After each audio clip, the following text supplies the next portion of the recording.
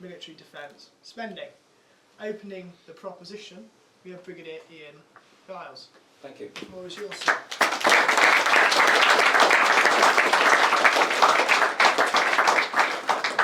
Excuse me speaking from notes, but I've been told if I go over 10 minutes I will be castrated. So I'll stay with the notes and a bit of ad hoc, maybe. Ladies and gentlemen, esteemed members of the Durham Union, it is genuinely an honour to be stood here, and particularly in this wonderful university. A place of great learning, a place where debate is famous, a place where opinions are sought. And the debate this evening really is a spirit of robust discourse and strikes at the very heart of the security and well-being of our nation. If I may start with the story of NATO. When the Poles were accepted to NATO, when any nation, a new nation comes into NATO, it is customary that they give a speech at the NAC.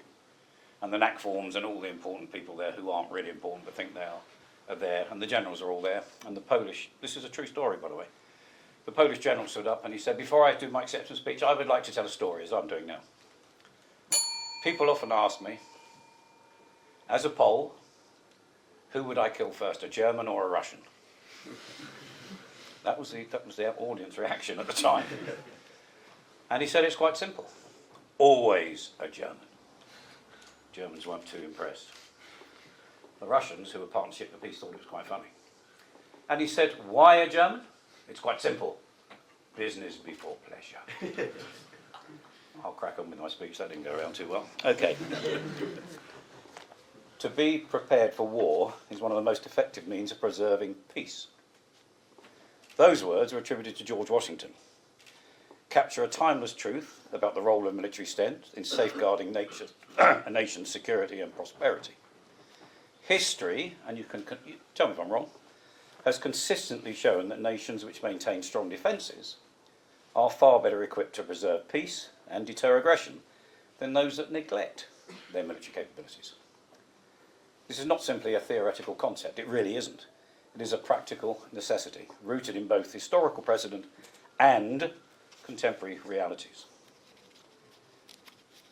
I will outline the critical importance of robust defence investment in ensuring national security, deterring aggression, also supporting economic stability, and maintaining the UK's global influence. And yeah, we still have a global influence, like it or not. We had a colonial past. You can't ignore it. To begin, let's consider the historical context. I joined the army when I was a lad in 1974 as a soldier. The UK's defence budget amounted to approximately 5.4% of GDP. And guess what? The NHS worked, education worked, and everything worked, and it was actually much better.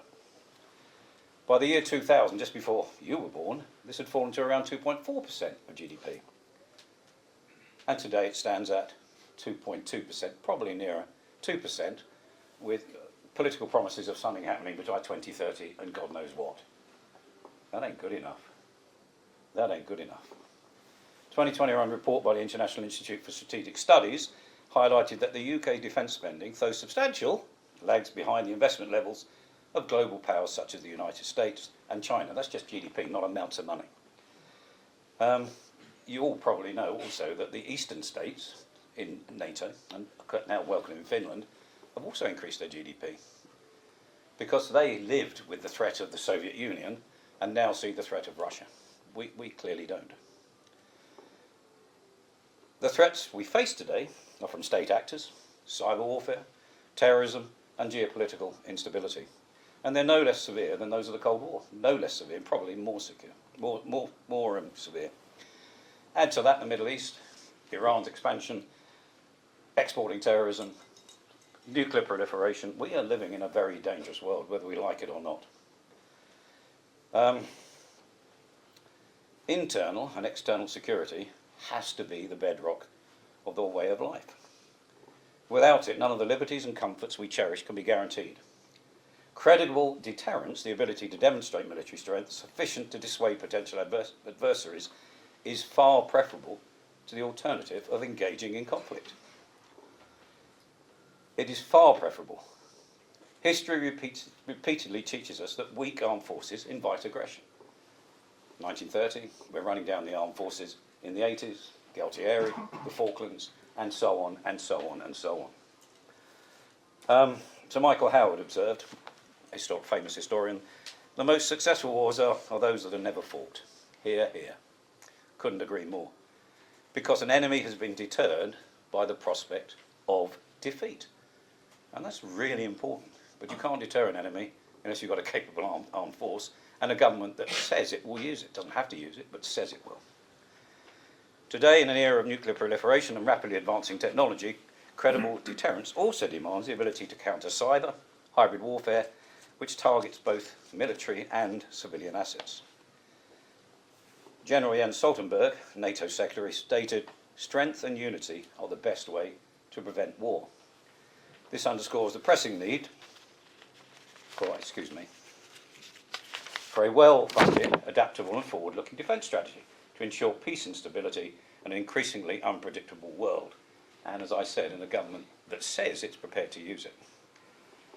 Today we face this array of threats that demand sustained investment, and this includes countering a resurgence of great power competition with Russia's invasion of Ukraine, the Chinese looking at the Indo-Pacific, and indeed, as I mentioned a moment ago, Iran, its export of global terrorism and looking for a nuclear capability.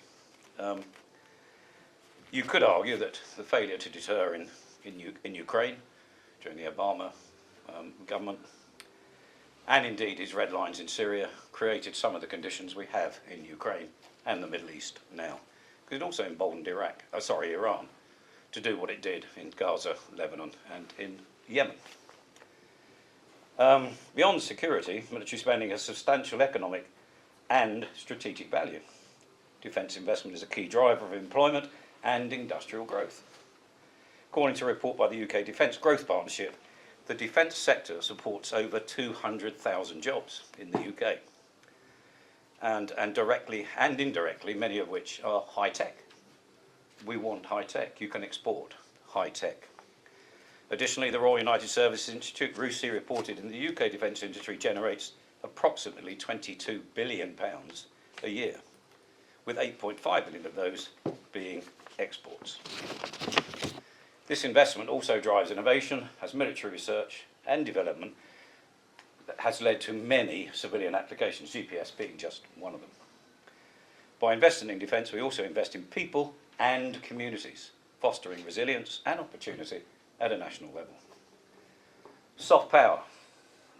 It's critical, and you can achieve so much with soft power. However, for soft power to be successful, you have to have an ability in hard power. Why? Well, if you're a nation that wants to have training from a certain nation, wants to be taught by a certain nation, you don't want second-rate armed forces and a second-rate government teaching you how to do it.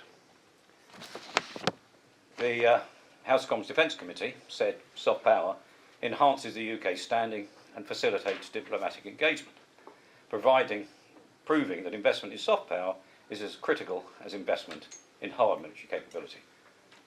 As I said, the warning is, if you haven't got the hard power, those nations don't want you. So you lose that huge soft power capability. Let's also consider the broader context of government spending. Defence accounts for approximately 2.2%. I should say it should be 5%. Everybody in this room should say it should be 5%. But what about the NHS? What about education? Well, in 1974, when it was 5.4%, the NHS worked really well. I know, I used it. Education was brilliant because they produced star people like me. Thank you. The point I'm trying to make is, perhaps it's the management of how that money is spent, rather than the amount spent. Nearly finished. Might even be on time. Some technocrats, I could call them that as an accurate description, argue that any heavy fighting in Europe should be done by the land-based countries in Europe, and Britain should simply concentrate on niche capabilities such as cyber, space and drones. Well, that's fine, providing those over there continue to fight. And let's be perfectly honest, there are some European countries that have a record of handy hock. No names, no patriots. We must be prepared to join the fight, and not just in Europe, but in interests worldwide. We still have the Falklands, we still have Gibraltar, we still have just a little group of islands in the middle of the Pacific.